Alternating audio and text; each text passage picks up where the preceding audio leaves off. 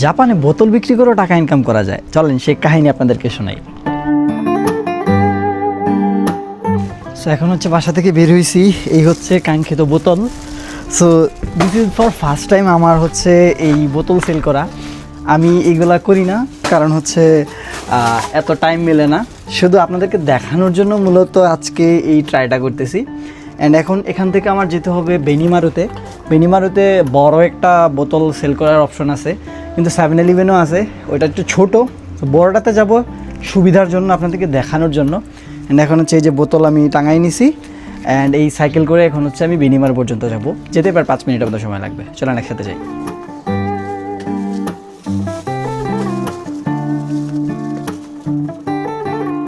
তো এখন রাস্তায় আছি, প্রায় 3-4 মিনিটের মতো লাগবে, চলে আসছি। অ্যান্ড সেখানে গিয়ে হচ্ছে আপনাদেরকে মেইন প্রসেসটা দেখানোর চেষ্টা করব। সো চলে আসছি, সাইকেলটা পার্ক করব, অ্যান্ড অবভিয়াসলি লক করতে হবে। সো এখন হচ্ছে বোতলগুলা সেল করব, চলেন একসাথে দেখাই। সো আমার পিছনে যে মেশিনটা দেখতেছেন সেটাই হচ্ছে বোতল সেল করার মেশিন, জাপানে বেনিমারুতে। সো এই হচ্ছে মেশিন। এখানে হচ্ছে প্রথমে আমাকে একটা কার্ড স্ক্যান করতে হবে, দেন বোতল দিতে হবে, দেন এই বোতামটা চাপলে হচ্ছে আমি পয়েন্ট পাবো। সো এটার জন্য মেইন দরকার হচ্ছে এই যে নানাকো, এই কার্ডটা দরকার।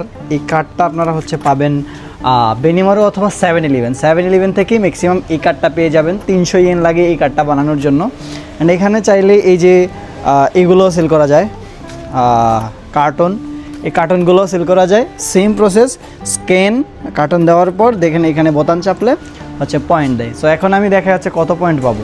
বোতল সেল করার জন্য আরেকটা মেইন পয়েন্ট হচ্ছে বোতলের ক্যাপ খুলে দেন সেল করতে হবে। এই কাজটা করতে আমি ভুলে গেছিলাম।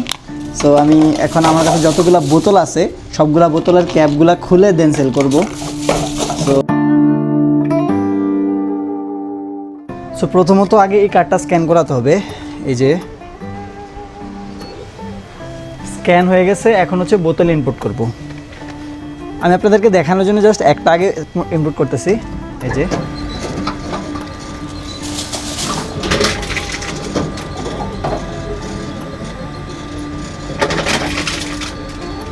ওকে, দেন আমি সবুজ বোতাম চাপলাম, আমার 4 কয়েন জমা হয়ে গেছে।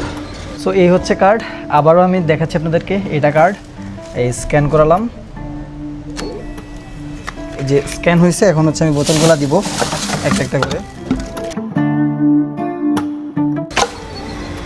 ওকে, আমি হচ্ছে প্রায় এখান 9টা বোতল দিছি। সো 9টা বোতলে আমার 18 কয়েন আসছে। সো এখন হচ্ছে আমি এই সবুজ বোতামটা চাপবো, দেন আমি কয়েনগুলো পাবো আমার এই পয়েন্ট কার্ডে। সো আমি চাপছি, অ্যান্ড হচ্ছে আমার এই পয়েন্ট কার্ডে এই কয়েনগুলো অলরেডি জমা হয়ে গেছে।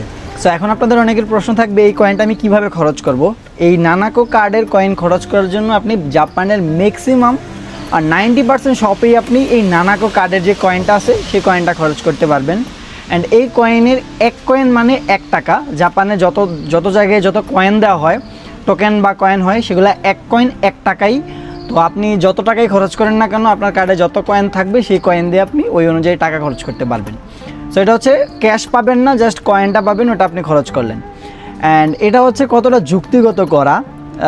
আমরা নর্মালি ড্রিঙ্কস খাই, বাসায় খাই, বাইরে। তো আমরা জাপান যেহেতু আমরা চাইলেই যে কোনো জায়গায় বোতল কিংবা যে কোনো ময়লা ফেলে দিতে পারি না, সেগুলো আমাদের ব্যাগে করে নিয়ে বাসায় নিয়ে দেন পলিথিনে করে দেন ফালাইতে হয়।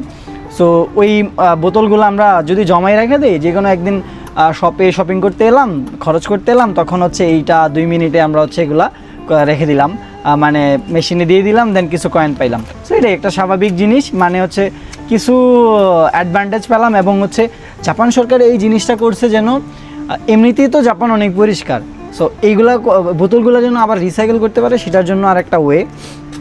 সো এই হচ্ছে কাহিনী। সবাই ভালো থাকবেন।